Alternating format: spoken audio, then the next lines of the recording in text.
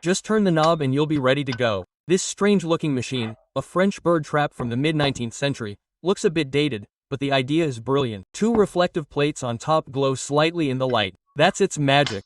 This machine attracts birds not with sound or food, but with the glow emanating from tiny mirrors on these plates.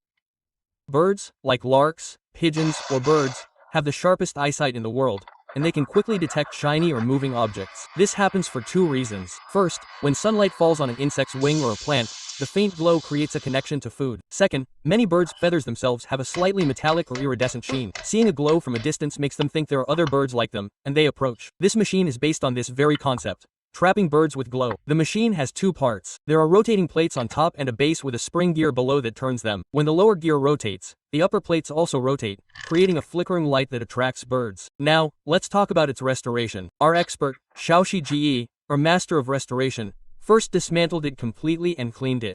First, he sandblasted the metal underneath to remove rust.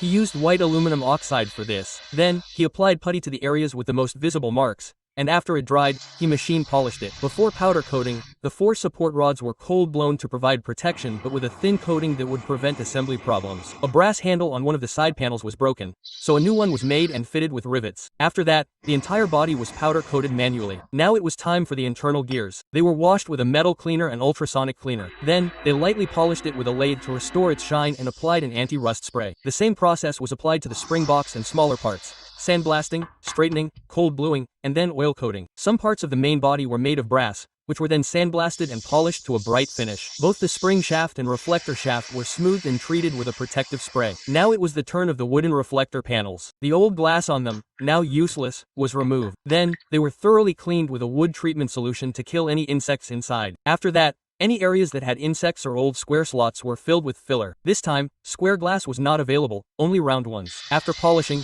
new round slots were cut to fit the new glass. The wood was finished with a dark color and a protective coat was applied. Then, new shiny mirror sheets were glued on with resin and glue. The protective film was removed. The brass rods were inserted, and the first reflector panel was ready. The second was the same, only with colored mirrors. These colored mirrors are for birds that are more social and curious, such as species like the pinniped or sparrow, while plain mirrors are better for quieter birds, such as the larks or skylarks. Now that all the parts are ready, it's time to assemble the machine. Assembly is easy. This machine operates in two modes: colored and single color reflectors. Professional bird catchers change these according to the weather and light. Colored mirrors are used in spring when birds flock, and single color ones in autumn when they forage in the fields. If the weather is cloudy or it's morning or evening, mixed mirrors are used to increase brightness. Therefore, to achieve the full effect of this machine, it's important to understand the psychology of birds. Finally, the handle is installed. A little lubricant is applied, and with just a turn of the knob, it starts working.